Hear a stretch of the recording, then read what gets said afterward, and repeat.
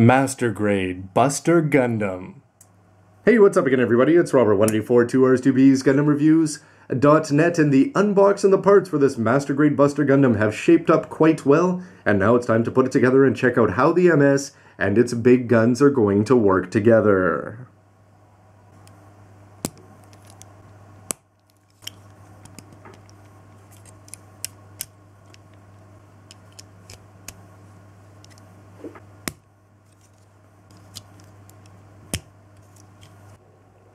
When he's all put together, I've got to say again that the Master Grade Buster has really exceeded my expectations here. First of all, he's going to look very Master Grade-y in a very good way. You can just see gray parts sticking out in all the right places, the fact that he's got gray on the back of the forearms there, and you can just see all the details that are going to go into the waist section from that slightly revealed gray part, even though you're not going to see the clear parts, to the orange side skirts there with the gray poking through. Little details there, the thrusters around the back, and a simple backpack that's still looking really good. But it's when you look at the details and the way that you get to see the ankles exposed, the knees, and all the colors on the upper body. And the way they all work together there's a lot more color than you'd expect, even though this isn't the Verd variety, and it's looking great, I'd say. Another plus so far is that, like I said earlier, he's been rock solid except for I had this ankle part fall off a little bit earlier when I was snapping him together. But otherwise, in terms of mobility, you've got independent moving skirts there. The legs can come almost all the way forward, and all the way if you just want to twist them up. The side skirts are not going to get out of the way though, let's say just about 45, but you still could get almost full splits there if you wanted to, and the knees are going to have a great bend there, exposing just the right amount of gray inner frame and still bringing that cool orange part forward, and the ankles with their double ball joints there are going to move rather impressively. The upper body is going to rotate off to the side very well there if you ever wanted to make use of that feature, but more importantly the shoulders here are going to move independently, and you can move that gray part as you saw in the parts video and bring the arm all the way forward, although the shoulder is going to get in the way of it opening up to its full potential. Over here you could move this up and down, and you also have this white part here which is going to move up and in. The shoulders will rotate around, you're going to get a nice bend there, almost 180, although every time I do it seems like this armor wants to split apart. I suppose that's not all that solid. And for the head there, you can see that this gray part is going to be moving up and down, and he's got a polycap on the inside of the head for some decent head mobility.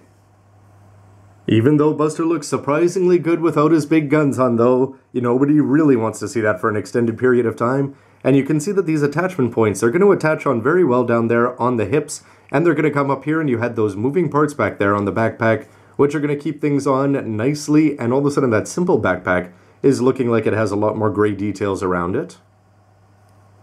And armed up, they're definitely going to change his complexion there from the back, just with those massive amounts of gray and green, with some cool similarities there, the way those green handles are going to be both facing backwards. But from the front actually, except for the little bits that are going to protrude over the shoulders, depending on what kind of lighting you have, you're not actually going to see them all that much, unless you're actually going to deploy them forward, which of course is what posing a Master Grade is all about. Before that though, let's do comparisons as you get to see the Master Grade from today next to a high grade kit from the mid-90s there in the form of the Serpent from Gundam Wing Endless Waltz. In terms of big guns, you could sort of say that this guy's going to have even more there. Heavy arms inspired there, definitely on the arms, with two big guns hanging off the back. But if you want to talk about details, as cool as the Serpent is for its time, that Buster is definitely going to take the edge. If you want to see the difference between a Master Grade and an old school non-grade, well, this is 10 years of technology improving on the old school seed kits. This is the 1/100th Providence over here, the last boss of Gundam Seed, begging for a Master Grade with this whole MG frenzy that Bandai's been on, thanks to the 10th anniversary Blu-ray Super HD re-release that they've been up to. And Providence, you'd think that it would have to follow up after a Justice perhaps, and would definitely make fans of Seed very, very happy, unless there's going to be 3 more in between. And here's the more recent 1/100th non-grade legend, definitely a lot more details built into him than the Providence, just in terms of the sheer amount of lining, but you gotta wonder if they're going to be doing anything to celebrate the 10th anniversary spectacular of what was Gundam Seed Destiny. Well, at least from a modeling perspective, I'm sure there's a lot of people that are hoping they will. For posing, the first thing that you'll do is detach the guns from up there on the shoulders and bend this around 180 degrees. And once you've got this up here parallel with the top one, you can take the whole thing and twist it, and then you can do some hand switching there. Yes, fans of the new Gundam Wing kits are probably not going to like it. Even more so with something like Buster, where you think that he's always going to have a rifle in hand. And it's going to be a little bit tricky to get this in hand, but really not as bad as you'd expect. And because there are so many moving parts there on the bracket that's going to keep everything attached on, you can pretty much move that arm around combined with the gun, and it's going to move well. And so far, no problems at all with it wanting to jump out of the hand.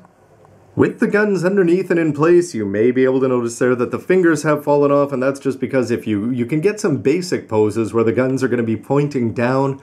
But if you do try to do anything too fancy or try to get them up, you can just see that the guns are going to bump into the armpits here. These parts here are going to bump into the side skirts, so it's not perfect. However, I have seen worse in terms of swinging around weapons on Gundams. It is master grade quality. It would just take a little bit of patience to get the fingers on and the guns in place. But there's definitely some cool things he can do even on the ground here, and it's going to depend on what kind of angle he's at. Otherwise, he might be angled a little bit too awkwardly backward, angled a little bit too far back for your tastes. You can see that one heel's going to be up there. And with this arm sort of stretched forward, you can have the guns pointing down. And if you do want to bring the guns up a little bit, it's going to help, of course, to bend the chest back. But you can also just sort of bring the elbow back and the shoulder back there. And that's going to allow at least to see the guns going off in a couple of different directions. And those orange legs are looking very good and very RX-79G-ish. And if you want to go aerial with the help of an action base too, and you want to open up the missile pods, he's going to look even cooler from the front there, as all of a sudden he's got 12 more orange pieces of death popping out of his cool shoulders there. The arms, they are going to be frustrating, there's really no denying that about getting them into position. These gray parts here that are going to cover up the handles, they are going to fall off at the drop of a hat, but overall they are still going to get where you want them to get. You just have to put in a little bit of patience to get them there, and when you do, on the ground or in the air, with the two guns at his side, looking not bad. Maneuvering him towards his ultimate big gun though, you've got to be careful though, because these can pop off the side skirts, and I mean actually pop the whole side skirts off pretty easily. And with stretching these parts out, they're going to give you some ideas in the manual about how to pull them out here. I'm talking about the front and the back one, but you're actually just better off staring at the pictures, or at least studying the ones on the side of the box and on the inside color splash pages, which is going to help everything get connected.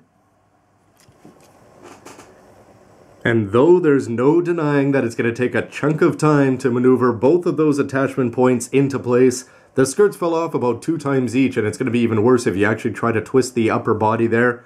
However, the hands actually do an even better job in this case, just because when you've got these extended, you're going to have so many moving parts that you can maneuver the gun a little bit more easily than when it's going to be locked in or somewhat more securely in its downward position. And with the 2 guns in place, depending on what angle you're looking at it from, definitely going to stand out on anybody's shelf. And again, the Dillondy brothers are smiling.